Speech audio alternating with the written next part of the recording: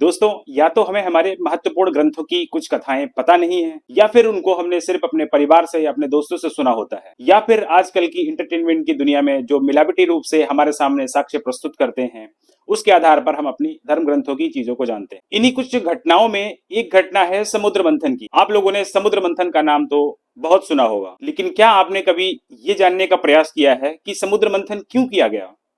ऐसी क्या जरूरत आ गई थी कि देवताओं को और असुरों के साथ मिलकर, जो कि आपस में पारस्परिक बैर रखते थे, दोनों को मिलकर एक साथ समुद्र में मंथन करना पड़ा? तो आज इस वीडियो के माध्यम से हम यही जानेंगे। तो अगर आपने हमारे चैनल को अभी तक सब्सक्राइब नहीं किया है तो आपसे निवेदन कि हमारे चैनल को सब्सक्राइब करें और इस वीडियो को अंत तक देखें, क्योंकि आधा अधूरा ज्ञान लेने से कोई फायदा नहीं है। अगर आप पूरा वीडियो देखते हैं तो आपको समुद्र मंथन से संबंधित पूरी की पूरी जानकारी इस वीडियो के माध्यम से मिलेगी कि समुद्र के मंथन से कितने रत्न निकले थे, क्या समुद्र मंथन से निकले हुए 14 रत्न जिस सीक्वेंस में आए थे, क्या हमारे जीवन पर उसका कोई प्रभाव होता है? मेरी छोटी समझ के हिसाब से भगवान विष्णु ने जितने भी अवतार लिए हैं, भगवान विष्णु क्या, जो भी भगवान इस पृथ्वी पर आज तक अवतार लिए हैं, उस अवतार के पीछे कुछ न कुछ एक मैसेज होता है, कुछ न कुछ एक हमारे लिए संदेश होता है, और यही संदेश आपको इस समुद्र मंथन से भी मिलेगा। तो बहुत ज्यादा विलंब ना करते हुए आज का वीडियो स्टार्ट करते हैं। जैसा कि हम सभी जानते हैं कि देवता और असुर एक ही पिता की संतान थे, बस उनकी माताएं अलग अलग थीं। देवताओं की माता अदिति और असुरों की माता दिति थी। देवता और असुर दोनों के दोनों बहुत ही पराक्रमी थे, दोनों एक दूसरे से हमेशा बैर रखा करते थे। अब चूंकि देवताओं के पास स्वर्ग का शासन था, तो इस चीज को लेकर उन दोनों लोगों में आपसी बैर हमेशा बना रहा करता था। इसी बैर के चलते असुर आए दिन स्वर्ग लोक पर आक्रमण किया करते थे। स्वर्ग को जीतने की अभिलाषा हमेशा असुरों के दिमाग में रहा करती थी। असुर सबसे पहले भगवान ब्रह्मा की, भगवान विष्णु की, जिसकी जिसमें श्रद्धा होती थी, उनकी तपस्या करते थे। तपस्या के फलस्वरूप जो उनको वरदान प्राप्त होते थे, उस वरदान का वो हमेशा गलत इस्तेमाल करते थे, और वरदान प्राप्त करने के बाद में वो सबसे पहले देवताओं पर ही आक्रमण किया करते थे। इस चीज से देवता हमेशा परेशान रहा करते थे। एक बार देवता इस वक्तव्य को लेकर परमपिता ब्रह्मा के पास पहुंचे और उन्होंने पूरा वृत्तांत बताया कि असुर अक्सर ये सारी चीजें किया करते हैं कि हम पे आक्रमण करते हैं, हमको सुकून से रहने नहीं देते हैं। तब भगवान विष्णु और परमपिता ब्रह्मा ने एक युक्ति निकाली और उन्होंने देवताओं से कहा कि तुम लोग समुद्र का मंथन करो, समुद्र के मंथन से तुमको अमृत कलश प्राप्त होगा, और अमृत कलश प्राप्त होने के बाद में तुम उसका सेवन कर लोगे तो हमेशा के लिए अमर हो जाओगे। लेकिन भगवान विष्णु ने देवताओं से यह भी कहा कि समुद्र का मंथन इतना आसान कार्य नहीं है, इसमें देवता और असुर सारे लोग मिलकर परिश्रम करेंगे, तभी जाकर समुद्र का मंथन पूर्ण हो पाएगा, और जब पूर्ण होगा तभी अमृत रूपी कलश तुम लोगों को प्राप्त होगा। इस पर देवता कहने लगे कि अगर हम दोनों ही इस पर परिश्रम करेंगे तो पूरा का पूरा अमृत हमको कैसे मिल जाएगा? इसमें से असुर भी तो मांगेंगे, और अगर असुर ने पी लिया तो फिर वो और ज्यादा बलवान हो जाएंगे। इस पर भगवान विष्णु ने कहा, तुम सिर्फ और सिर्फ मंथन करो, बाकी की चीजें आप हम पे छोड़ दो, हम अपने हिसाब से इसको देख लेंगे। भगवान विष्णु की ऐसी आज्ञा पाकर सारे देवता असुरों के पास गए। उस समय असुरों के राजा बलि थे। जब असुरों ने देखा कि सारे देवता आज अपने अस्त्र शस्त्र त्याग कर यहाँ पर हमारे दरवाजे पर आए हैं, वो बहुत ही कंफ्यूज हो गए कि ऐसा कैसे हो गया, जो हमारे विरोधी हैं वो आज हमारे द्वार पर आके खड़े हैं, क्या कारण हो सकता है? इस पर राजा बलि ने इंद्र आदि सहित सारे देवताओं को अपने दरबार में बुलाया, उनसे बैठकर बातचीत की। तब जाके देवराज इंद्र ने अपना प्रपोजल राजा बलि के सामने रखा कि हम लोग दोनों भाई हैं, एक ही पिता की संतान हैं, और हम लोग आपस में हमेशा झगड़ा करते रहते हैं, इससे किसी का कोई लाभ नहीं है। हम लोग ऐसा करते हैं कि समुद्र का मंथन करते हैं, और मंथन से उसमें हमें जो अमृत कलश प्राप्त होगा, अमृत मिलेगा, उसका हम लोग पान कर लेंगे। देवता भी पान उसका करेंगे और असुर भी, जिससे हम देवता और असुर अमर हो जाएंगे। राजा बलि को यह प्रपोजल बड़ा पसंद आया।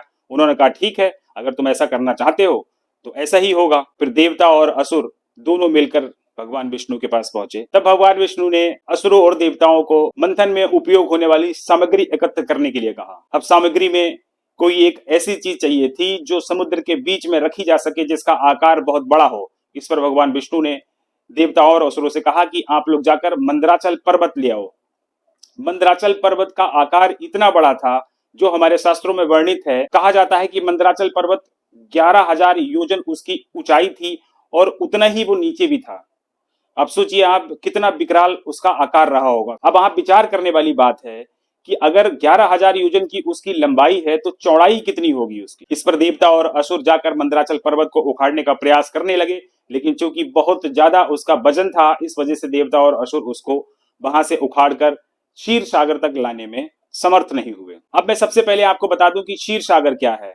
ये समुद्र मंथन की जो घटना है, समुद्र मंथन का जो कार्य है, वो क्षीर सागर में ही किया गया है। बाकी पृथ्वी लोक पर जितने भी समुद्र हैं, इसमें किसी का मंथन नहीं किया गया था। जब देवता और असुर उस मंदराचल पर्वत को उठाने में समर्थ नहीं हुए, तब भगवान विष्णु ने आकर उनकी सहायता करी और मंदराचल पर्वत को उचित स्थान तक पहुंचाया। अब मथनी का तो इंतजाम हो गया, लेकिन उसमें बांधने के लिए रस्सी इतनी बड़ी कहां से लाए? सबसे बड़ा चैलेंज अब ये आ गया। इस पर भगवान विष्णु ने देवताओं से कहा कि आप वासुकी नाग को ले आओ। अब यहाँ पे फिर से दोबारा विचार करने वाली बात है, अगर मंदराचल पर्वत 11,000 योजन का है तो उस पर लपेटी जाने वाली रस्सी कितनी बड़ी होगी, और अगर उस रस्सी को वासुकी नाग के रूप में चुना गया, तब आप ये विचार कर सकते हैं कि वासुकी नाग का साइज कितना बड़ा होगा। और अगर वासुकी नाग का साइज इतना बड़ा है, तो जिनके गले में वो हमेशा रहते हैं, जो अपने गले में वासुकी नाग को धारण करते हैं, उनका साइज कितना बड़ा होगा। मंदराचल पर्वत पहुंच गया, वासुकी नाग पहुंच गया। वासुकी नाग को मंदराचल पर्वत में लपेट कर जब समुद्र मंथन स्टार्ट हुआ, तो मंदराचल पर्वत जैसे जैसे घुमाया जा रहा था, मंदराचल पर्वत समुद्र के अंदर, क्योंकि तली उसकी जो थी धसती जा रही थी, नीचे धसती जा रही थी। इस पर सारे लोग बड़े चिंतित हो गए। तब उन सब की चिंता का निवारण करने के लिए भगवान विष्णु ने कच्छप का रूप धारण किया और समुद्र की तलहटी में जाकर, समुद्र के तल पर जाकर उन्होंने मंदराचल पर्वत को अपनी पीठ पर रख लिया। अब यहाँ पे फिर से वही चीज आ गई, अगर मंदराचल पर्वत इतना बड़ा है तो उस कछुए का, भगवान विष्णु ने जिनका अवतार लिया था, उस कछुए का साइज कितना बड़ा रहा होगा। जब भगवान विष्णु ने कच्छप रूप में मंदराचल पर्वत को अपनी पीठ पर धारण कर लिया, उसके बाद में जब मंथन का कार्य प्रारंभ हुआ, मंथन करने का कार्य प्रारंभ करने के लिए उस वासुकी नाग रूपी रस्सी को मुख की ओर से देवताओं ने पकड़ लिया और पूंछ की ओर से असुरों को पकड़ने के लिए कहा गया। इस पर असुर सारे बड़े ही खिन्न हो गए। उन्होंने कहा कि हम इसकी तुच्छ पूंछ तो छूने वाले हैं नहीं, कि आप लोग देवता लोग सब अपने आप को उच्च कोटि का समझते हो, इसलिए आप मुख की तरफ पहुंच गए हो, और हमको जो है बड़ा तुच्छ समझते हो, नीच समझते हो। आप हमसे कह रहे हो इसकी पूंछ पकड़ के मंथन करो, हम ऐसा नहीं करेंगे, हमको मुंह पकड़ना है। अब ये भगवान विष्णु की माया थी, जैसा भगवान विष्णु चाहते थे असुरों ने वैसा ही किया। भगवान विष्णु के कहने पर देवताओं ने मुख की तरफ छोड़कर वो अपना पूंछ की तरफ आ गए, और सारे असुर जो थे वो वासुकी नाग के मुख की तरफ चले गए। समुद्र मंथन का कार्य प्रारंभ हुआ। जैसे ही मथना प्रारंभ हुआ, मत्ते मत्ते कुछ समय के बाद सबसे पहली जो चीज निकली है समुद्र मंथन से, हलाहल कालकूट नाम का विष, जो कि इतना विषैला था कि उसके निकलते ही उसकी जो अंदर से गैस निकलती हैं, वो 10 दिशाओं में कुछ ही क्षण में व्याप्त हो गई। और उस विषैले कालकूट की गंध से सारे देवता और असुर इतने ज्यादा तिलमिला उठे कि इधर उधर भागने लगे। कालकूट विष से प्रभावित होकर देवता भागते भागते भगवान शंकर के पास पहुंचे, और भगवान शंकर से उस कालकूट विष को ग्रहण करने के लिए उन्होंने प्रार्थना की। देवादिदेव महादेव बहुत ही दयालु प्रवृत्ति के हैं, वो अपने भक्तों की बहुत जल्दी सुन लेते हैं। देवताओं की इस प्रार्थना को भगवान शंकर ने यथाशीघ्र सुन लिया, और उनके कहने पर वो क्षीर सागर पहुंच गए, जहां पर कालकूट विष निकला हुआ था। उस विष को इकट्ठा करके भगवान शंकर ने ग्रहण कर लिया। जब भगवान शंकर ने ग्रहण किया, तो भगवान शंकर को बहुत अच्छे से ये बात पता थी कि इस पदार्थ के अंदर बहुत ही अवगुण है। अगर ये हमारे पेट के अंदर गया, क्योंकि कोई भी गलत चीज अगर हम खाते हैं तो उसका दुष्परिणाम, दुष्प्रभाव हमारे शरीर पर दिखाई देता है। इस पर माता पार्वती ने भगवान शंकर के कंठ में हाथ लगाकर उस विषैले विष को उनके कंठ में ही रोक दिया। उसके प्रभाव से भगवान शंकर का गला जो था बिल्कुल नीला हो गया, नील वर्ण का हो गया। तब से भगवान शंकर नीलकंठ कहलाए। जब भगवान शंकर ने कालकूट विष को ग्रहण कर लिया, उसके बाद में समुद्र मंथन फिर से प्रारंभ हुआ। दूसरे नंबर पे जो रत्न निकला, उसको कामधेनु गाय के नाम से जानते हैं। कामधेनु गाय एक ऐसी गाय थी जिसके पास जाकर आप जो कुछ भी मांगते, आपको यथाशीघ्र तुरंत आपकी मांगी हुई वस्तु प्राप्त हो जाती। इस प्रकार कामधेनु गाय को ऋषियों मुनियों ने ले लिया, क्योंकि वो यज्ञ हवन आदि किया करते थे, उसमें घी की आवश्यकता होती थी। तो उस कामधेनु गाय को ऋषियों और मुनियों को दे दिया गया। इसके पश्चात समुद्र का मंथन फिर से प्रारंभ हुआ। तीसरे नंबर पे उच्चैश्रवा नाम का एक घोड़ा निकला, जो कि बहुत ही उच्च कोटि का था। मन के वेग के हिसाब से बहुत ही तेज गति से चलने वाला उच्चैश्रवा नाम का घोड़ा वो असुरों के राजा बलि ने ले लिया। इस प्रकार फिर से समुद्र मंथन प्रारंभ हुआ, और चौथे नंबर पर ऐरावत नाम का हाथी निकला, जिसके 4 व्हाइट कलर के, जिसके 4 सफेद दांत थे, और हजारों हाथियों का बल अपने अंदर समेटे हुए ऐरावत हाथी को देवराज इंद्र ने ले लिया। 5वें नंबर पर कौस्तुभ नाम की एक उच्च कोटि की पद्मराग मणि निकली, जिसको भगवान श्री हरि विष्णु ने अपने मस्तिष्क पर धारण कर लिया। इसके पश्चात छठे नंबर पर कल्प वृक्ष निकला और सातवें नंबर पर अप्सरा रंभा प्रकट हुई। जब अप्सरा रंभा प्रकट हुई तो असुरों और देवताओं में आपसी फिर मतभेद आ गया कि नहीं, इसको मैं लूंगा, इसको मैं लूंगा, क्योंकि रंभा बहुत ही खूबसूरत थी, उसकी चितवन बहुत ही सुंदर थी। इस पर भगवान विष्णु ने उन दोनों को, कल्प वृक्ष को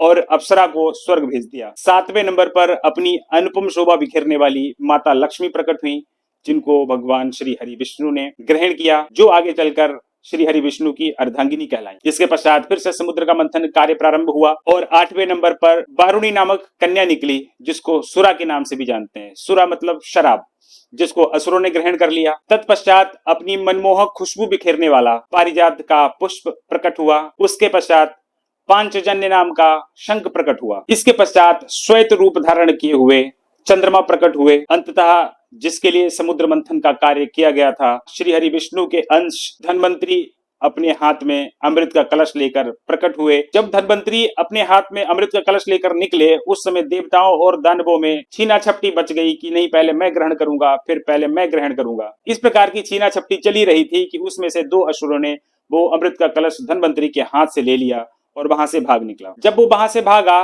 तब भगवान विष्णु ने मोहिनी रूप का अवतार लिया, बहुत ही सुंदर छवि वाली एक स्त्री का अवतार लिया और वो उन दो असुरों के पीछे जा पहुंची।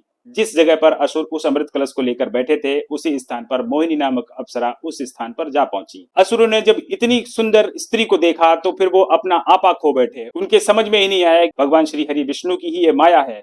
भगवान श्री हरि विष्णु ने उनको अपनी मनमोहक मुस्कान से मोहित कर लिया और उस अमृत कलश को लेकर वहां से वापस आ गए। जिस समय श्री हरि विष्णु देवताओं को अमृत का पान करा रहे थे, उसी समय एक असुर ने इन सारी चीजों को देख लिया था और वो वेश बदलकर देवताओं के पास जाकर बैठ गया था। जब वो राक्षस देवताओं के बीच में जाकर वेश बदलकर बैठ गया अमृत का पान करने के लिए, तो उस समय जिस स्थान पर वो बैठा था, उसके एक तरफ सूर्यदेव बैठे हुए थे, दूसरी तरफ चंद्रदेव बैठे हुए थे। भगवान विष्णु उधर से अमृत को बांटते हुए सारे देवताओं में आ रहे थे। उसी समय भगवान विष्णु से एक गलती हो गई और उन्होंने उस असुर को भी अमृत का पान करा दिया। लेकिन जैसे ही उस असुर ने अमृत का पान किया, उसी समय सूर्यदेव ने उनको पहचान लिया और भगवान श्री हरि विष्णु से तुरंत कहा कि प्रभु, ये तो राक्षस है, यहाँ पे हम लोगों के बीच में ये वेश बदल कर बैठा है। इस पर भगवान विष्णु को बहुत ही क्रोध आया और उन्होंने सुदर्शन चक्र लेकर उसकी गर्दन काट दी। जब उसकी गर्दन काटी, उस समय तक वो अमृत का पान कर चुका था। इसकी वजह से उसकी मृत्यु नहीं हुई। भगवान विष्णु के सुदर्शन चक्र के द्वारा उसके शरीर के दो टुकड़े हुए, जिसमें एक भाग को राहु कहा गया और दूसरे भाग को केतु कहा गया। इस प्रकार जब राजा बलि को ये सारे वृत्तांत पता लगे, उसके पश्चात असुरों के राजा बलि और देवराज इंद्र के बीच में बहुत भयानक युद्ध प्रारंभ हो गया। अब चूंकि सारे के सारे देवता उसमें अमृत का पान कर चुके थे, देवताओं के द्वारा राजा बलि को परास्त किया गया। असुर देवताओं से पराजित होकर अपने स्थान पाताल लोक में चले गए और उस युद्ध में मारे गए राजा बलि को शुक्राचार्य ने अपनी संजीवनी से उनको पुनः जीवित कर लिया। इस प्रकार अमृत का पान करके और असुरों पर विजय प्राप्त करके देवराज इंद्र बहुत ही प्रसन्न हुए और खुशी खुशी अपने स्वर्ग लोक चले गए। अगर वीडियो अच्छा लगा हो तो प्लीज हमारे वीडियो को लाइक करें, चैनल को सब्सक्राइब करना ना भूलें। वीडियो देखने के लिए बहुत बहुत धन्यवाद।